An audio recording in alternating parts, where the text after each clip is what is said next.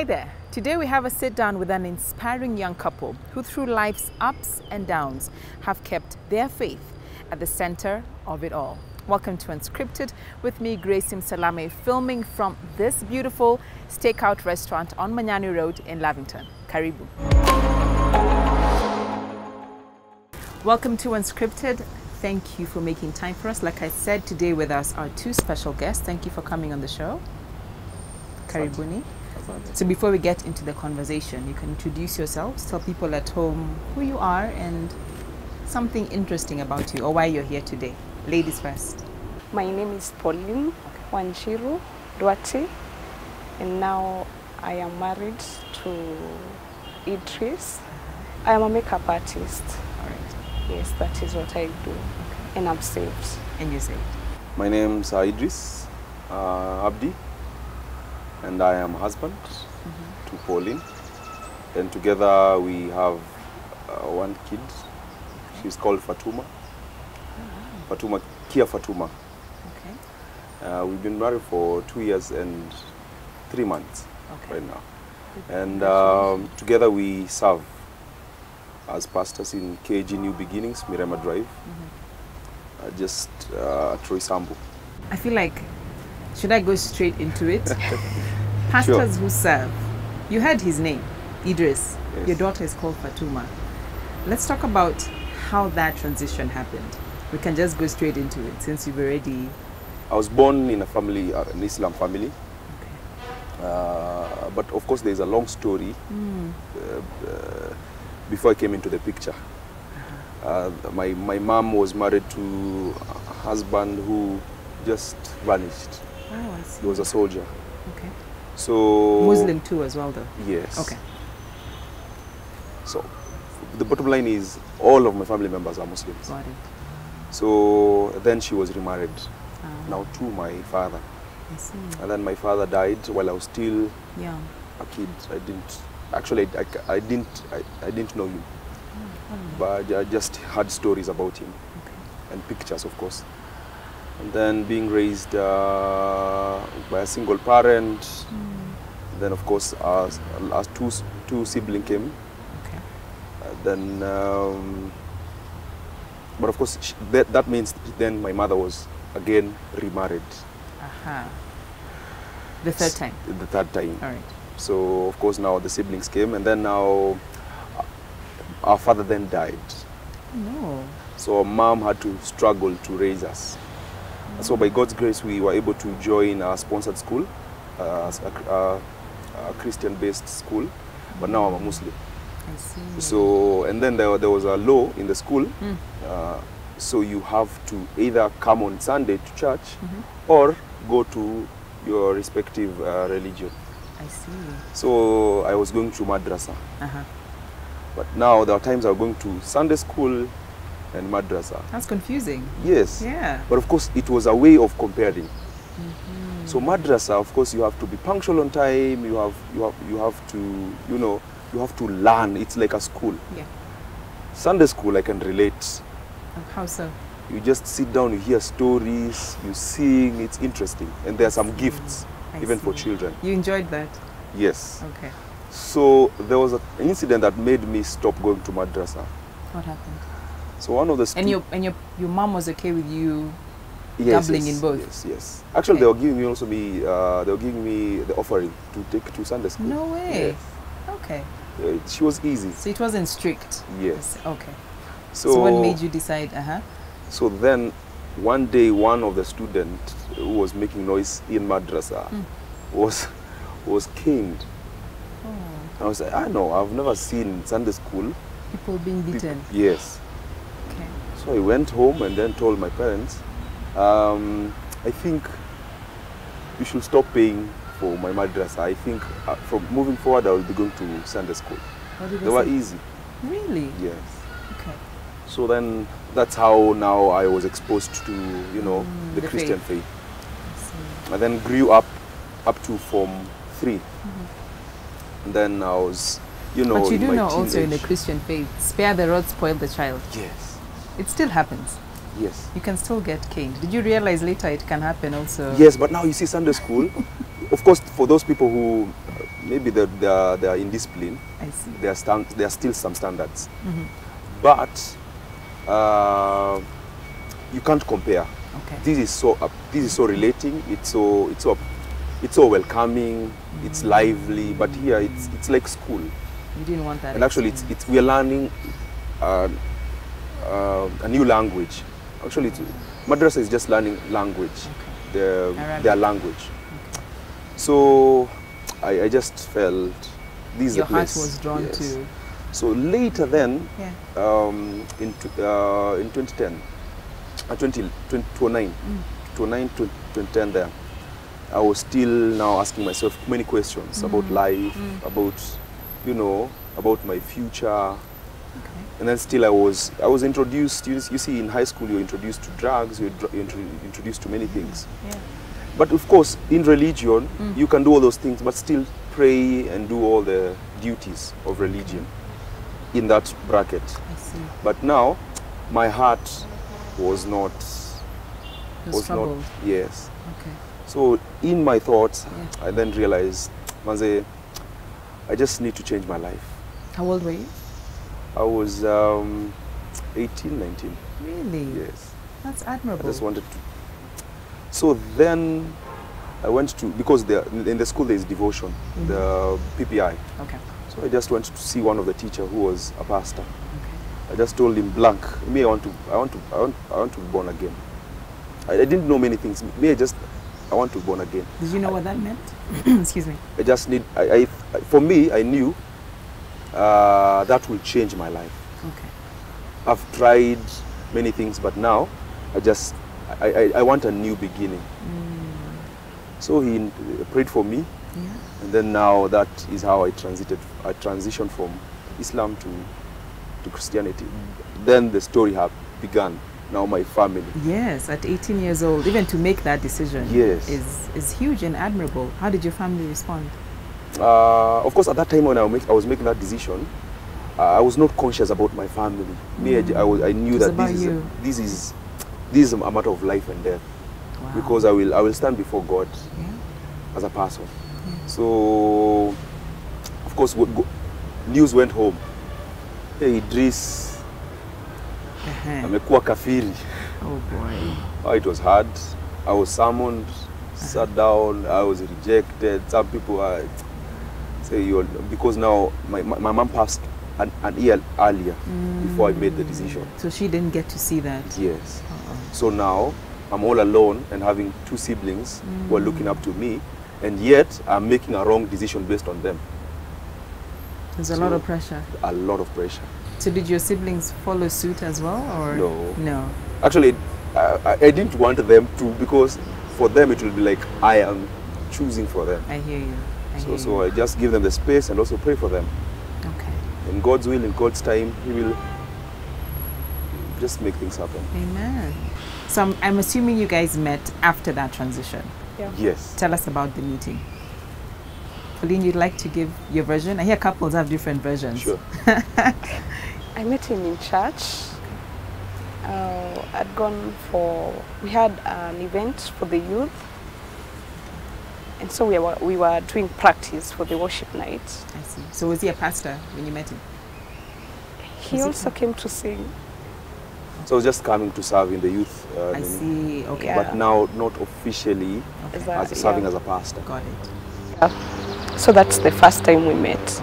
So of course there was a long story as a young person. You know, I've met many ladies, interacted with many ladies. But at that time that I was coming to that practice, I was so heartbroken. I had broken other people. So at that time I want to soak myself in God and allow God to direct me now.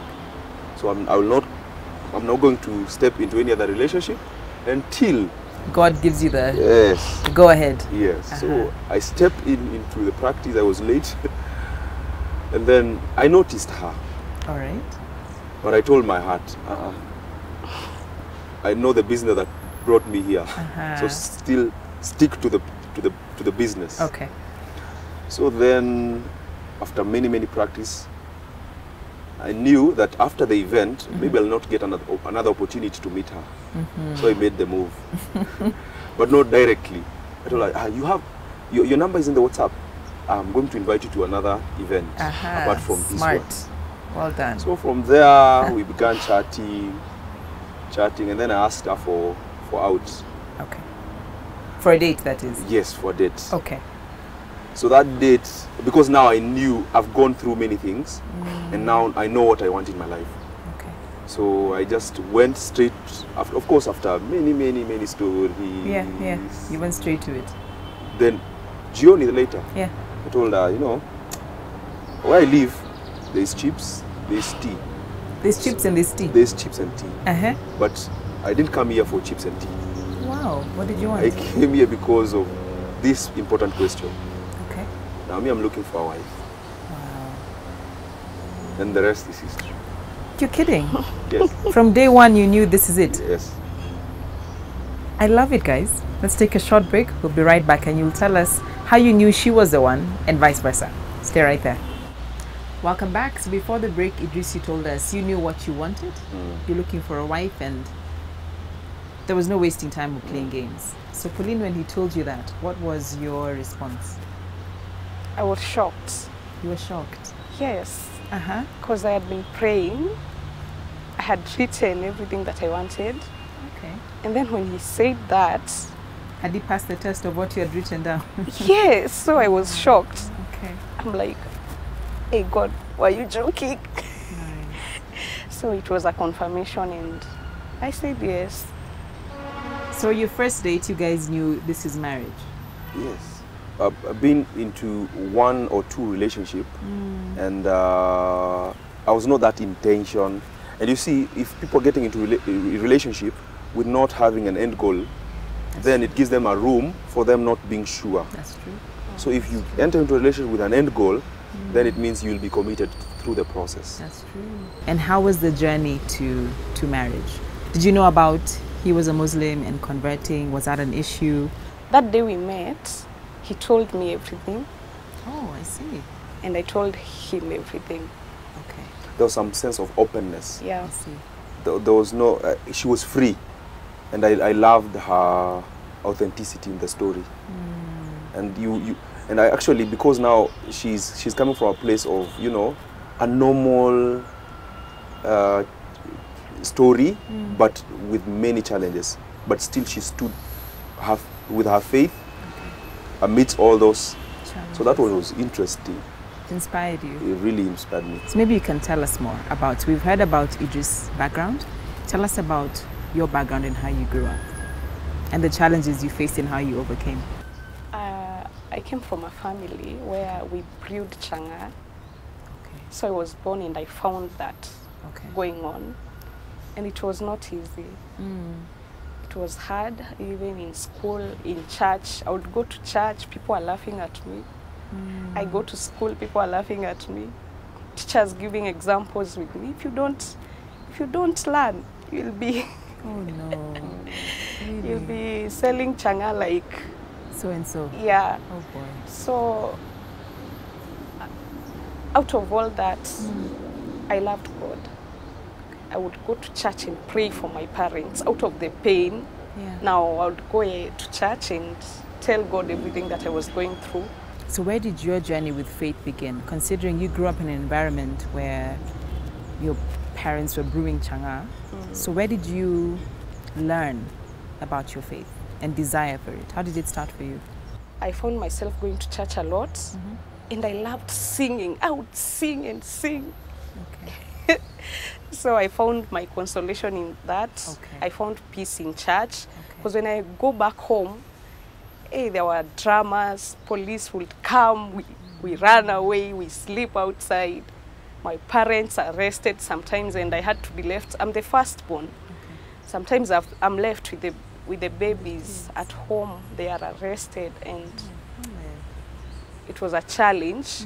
Now when in high school, I remember when people are going home, people are excited. I was sad because I know the work that was awaiting me. You know, we would carry those mitungis every night, transferring them to a new location because the police might have known the other location. Oh my. At night, we were woken up. We have to go. Everyone to carry a mtungi on the back. So it was tough. There was no structure and foundation. No, it was just like that. And then my dad was tough. I see. He was telling us, we have to work, else we will sleep hungry. I see. So they were not consuming, they were just brewing and selling. Yeah. I see. But they kept telling us to go to church. Oh. Yeah. Okay. My dad would tell me, it's time for church. You just go to church, then you'll be back. And then funny enough, I would go to church, and when I come back, I'm the one serving the customers. I knew how to kupima. Look at that double life. Yeah, I didn't understand by then. I just knew This was a job. I have to do it Yeah, to anyway. survive. Yeah. Yeah. So, but later on, I came to understand it was hard until my dad passed on. That's when we stopped selling changa. And what happened then? How did your life change after that? When my dad passed, now my mom was left alone. And it was like a family business. You see, they were supporting each other. Yes. When one is arrested, the one is left home. Yeah. The other one has to bail the other one out. So it was hard for my mom. Also, losing a husband affected her so much. So that's when she stopped. And to some point, I felt some relief. When the Yeah. business stopped? Yeah. Okay. But it wasn't easy. In school, in primary school, I was mocked. You know, we were told to carry water with jerry cans to school. And then our jerry cans were all over full of changa, so the water would smell changa. So the water had to be poured when we were in the parade. And the smell, everyone can smell it. Yeah, everyone can see it. I'm sorry. And then we were sent home. But my dad was very strong. He would come and tell them, will you feed them if I stop? How did that mold you, or what lessons did you take from that now later in life? Yeah. I saw young girls who came to our home. There's a lady who died. I had grown up seeing her. She was beautiful. And then all of a sudden she started visiting our home. Hey. And that is how her life was destroyed completely. She later died. She died of HIV. And then I would see how people would drink and sleep on the mud. Others died. I didn't want such kind of a life. I would tell God that I hated the sin itself. And then when people are drunk, you see, the club was inside the house at the sitting room. So we would see all kind of drama. So I would tell myself, I wouldn't want my children to see what I'm seeing. I felt bad for my siblings. So it molded me. You purposed for a different life for yourself. Yeah. What can you tell a young lady who's now watching, and it's probably in a similar situation, or she's in a situation where she doesn't know what tomorrow will bring, she's probably discouraged at this moment? How would you encourage her today? The love of God is still searching. That's true. Even if you're in such a desperate situation, you still find yourself. I don't know if you've seen how drunkards cry when they are drunk. And there's no one who sings gospel better than a drunkard person. That is so true. It's because they at that moment, you will feel. That's true. God's love is everywhere, seeking for anyone. So I would just tell someone to open their hearts up and listen to that voice, the voice of love. That's the only voice that can change someone's life and can change a situation. Don't ignore that voice of stop. You know, we all have a conscience that tells us you're doing the wrong thing. I'll tell someone, just listen to that voice. It's God. Yeah. And what about you, Idris? Yes. Like you, there could be a young boy or girl who is afraid to make that huge step of faith. the step that you made. It's not easy. You don't just wake up and decide to change your life drastically. But they can feel in their heart there's a calling for something else or more. How can you encourage them today?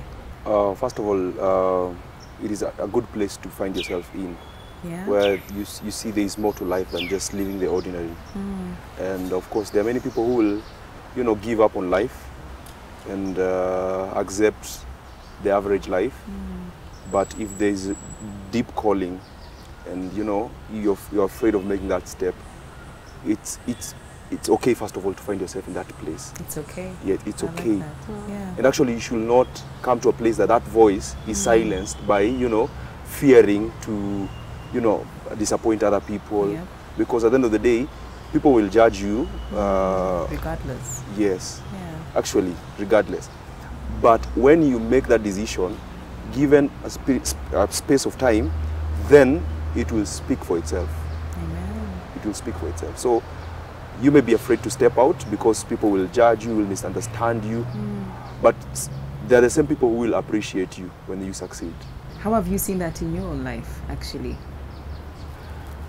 Has the response been from yes, actually, your family, friends, or people who knew you? Have you gotten a balance of both? Yeah, I cannot imagine. There's some things, actually, am I allowed to say an example that is probably... So there was a time I was in my sister's house. Yeah. And then they were asking, they had requested if I can spare some cash and share. Okay. And then I said, I will consult my wife and then I will tell you. So they were surprised. No. What do you mean? You see, the way we've been living life, we don't know my husband what makes his money is his money. We struggle on our own. And she told me of stories of people dying without telling their wives the money they have. So personally, the step of, stepping out and following the voice of God in my life, it made me be, number one, a good man. And actually now I am responsible enough to even sometimes lead my family. Even lead my older sisters. And also, now because we don't have a father or mother, now actually we're planning even to have family meetings.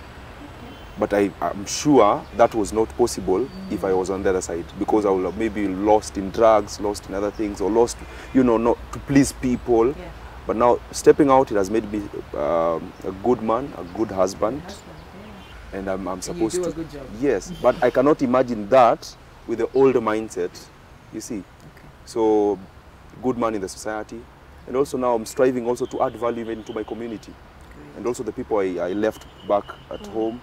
I'm thinking also of, having just a platform, in as much as probably as ministry-wise, but also just to raise a platform to give back to the society. Not only just, at money or anything, but give them a platform to, grow in their faith, in their finances, and also just raise them also in their relationship-wise. Nice. Yeah. Let's take a short break. When we come back, you can tell us more about the journey now together, coming together as a union, challenges you may have faced, how you're overcoming, and how you can encourage other young couples. We can do that?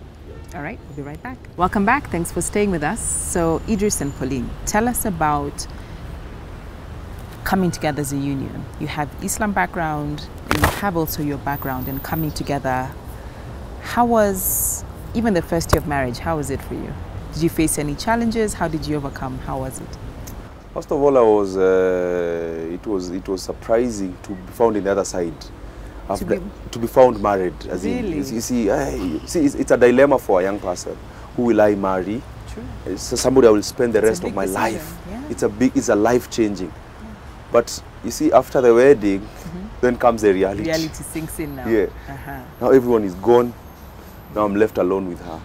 I don't know her much more. Now I'm supposed to live with her. So for me, it was a learning process, and still is a learning process. But I appreciate the fact that we were both saved, and our foundation is God. And also, I'm realizing I was not that good as I thought. There's somebody who's going to tell me, by the way, what you're doing is not good. You also have some work to do. Yeah, actually, I realize I'm a work in progress. I think we all are as human beings. For you, what was your big realization? First of all, it was a challenge.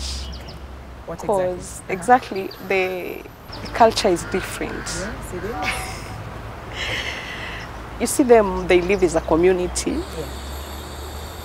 And here I come, I don't know how to live as a community. We know how to live individually. We visit each other once in a while. Exactly. But them, they know that is their culture, that is how they live. So I had to. Were you all many at the house? Were you living together No. as a community? Okay. No, but now you'll find they want to come. So adjusting. to For them, that. it's normal. It's Yeah. You normal. can visit. And stay over for however long. Actually, for them, it's a problem for her to have a say Yeah. in my family. Yes.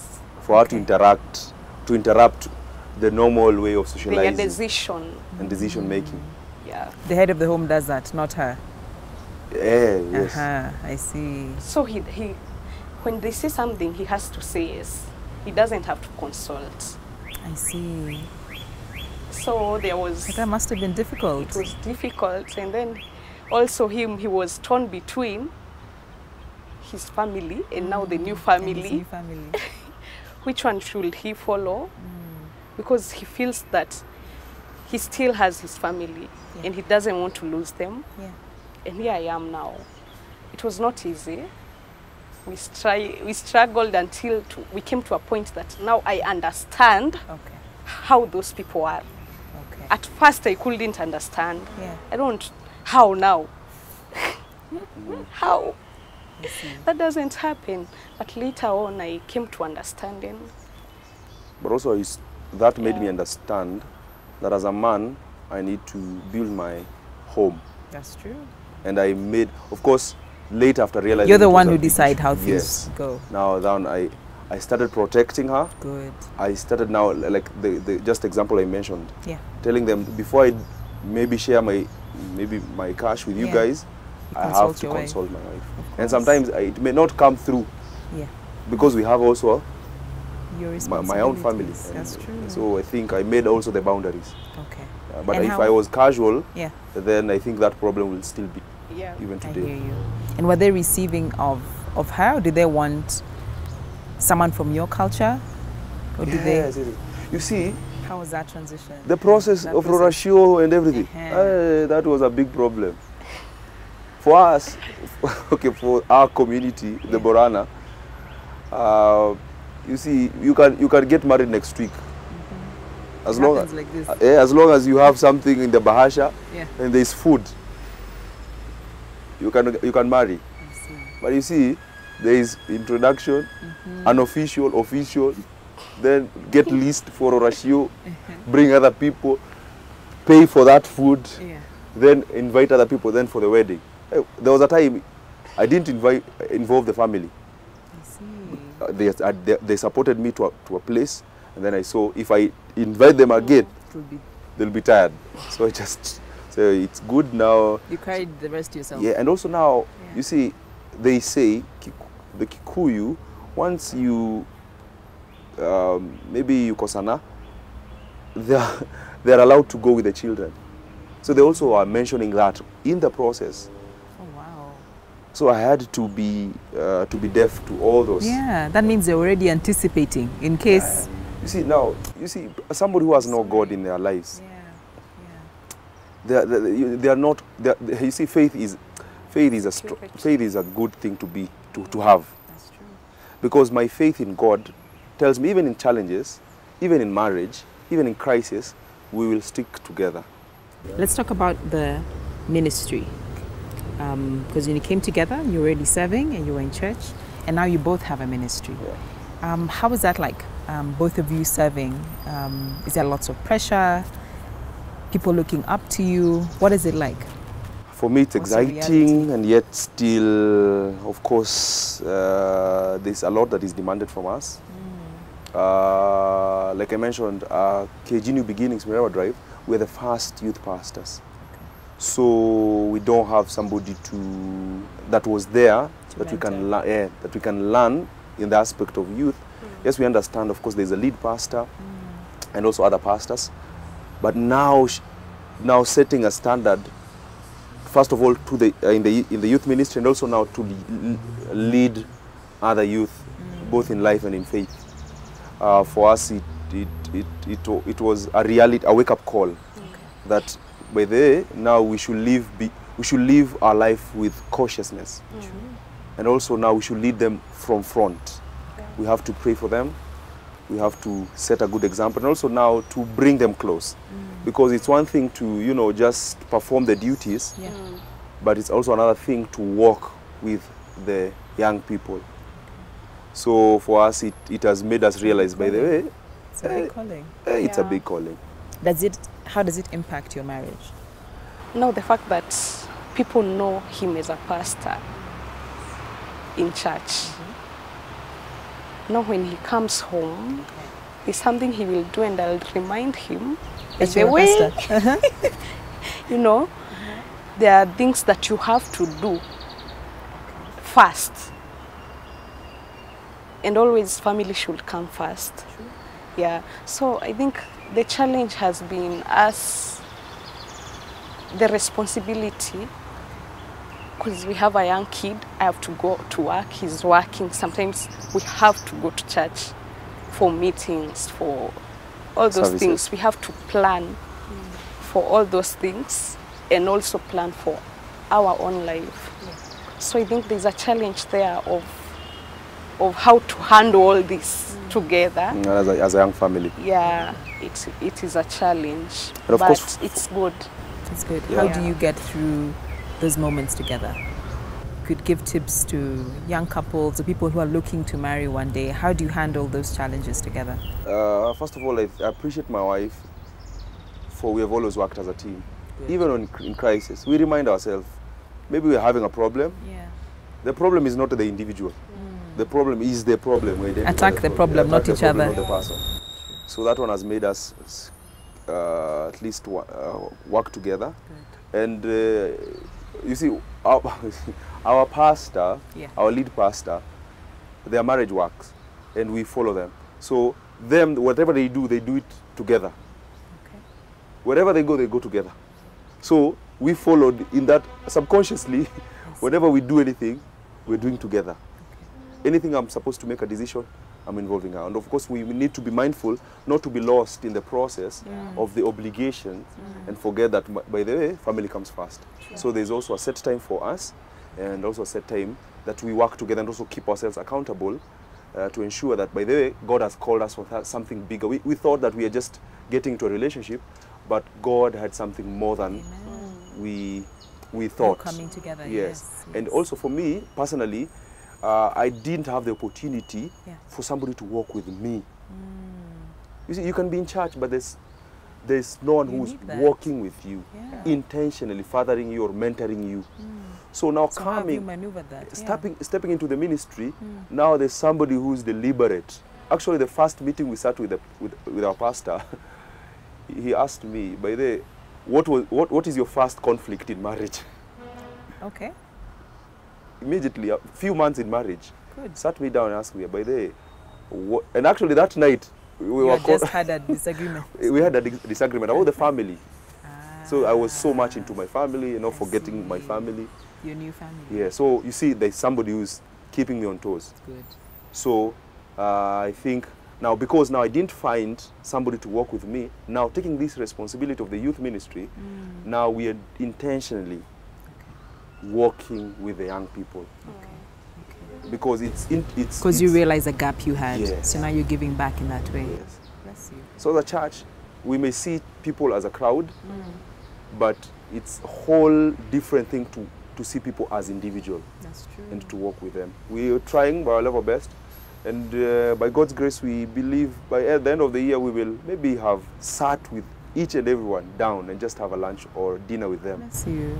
That's a true example. I can see Christ. I mean, he left the 100 for that one, and that's how it should be. God bless you too. Thank you for being that inspiration and encouragement to young people, that you can live a life that glorifies God and give your children that example. So as we finish, can we get a word from the pastor or First Lady as you guys say it. That you have any word of wisdom or encouragement to those watching at home? Is there anything in your heart you'd like to share with people at home? Through that process, in the hard times that we had at first, concerning culture and family, there's a time I prayed to God and God gave me wisdom to talk to him, some sense. Okay. And I told him, you see, they are your family. Yes. They also have their families. True. Now this is me and your child, now your family. Now everyone should mind their family. Okay. So I think it should narrow down, marriage should narrow down to, now you have been introduced to your new family. You live and cleave. Yes, Yes. cleave there. I think most of the marriages right now are breaking because of other people, lesser than you two. I hear you. So I would tell people to live and cleave. For me, there are many things that are running in my head right now. Which is the overriding one, the main overriding one. Yeah. You see, in this society we're living in, God may not be somebody who is interesting, or God is not fun. Trending. Yes. I hear you. But God has been happening. Yes. God has been happening. And he holds the solution for every problem that we may be going through. He's the one he's the initiator of marriage. Yep. So for marriage to succeed, it is not the society. Society will change. Yeah. This world, everything is changing, but God is never changing. So he's the solution for our marriage, and we encourage that anyone who is in crisis in marriage, you can turn to God, and he's able to solve your issue. Now, maybe the ultimate word that I'll just share is, I think we should strive to do things that will outlive us. Yeah. And marriage is one of the things that if you win in marriage, you see many people are striving to win outwardly in the marketplace, in the education system, and many things, but they're forgetting that if you don't win in the family, if you don't win in marriage, then other things. It affects everything else. Sure. Yeah, so strive to win, starting from the family, and strive to do something that will outdo you. Appreciate, sit down, pick a pose, appreciate your family, and think about God. Because I think for me, God has brought to me sense of, and also actually purpose for my life. So every one of us has a purpose, and of course purpose, it may not have that price tag, but it makes life have a meaning. That's true. So More strive, fulfilling. more fulfilling. That's true. Yeah, so stop living for money, stop living for things, start living for God, and then you'll realize yourself in the process. Amen. Find God, find yourself. I like that. That's how you end the show. Thank you so much, Pauline and Idris, for sharing your story. I hope you've been inspired at home and encouraged today. I know I have. Thank you so much for making time for us. Thank you, Stakeout, Manyani Road in Lavington, for hosting us. Until next week, take care of yourselves. Good night and God bless.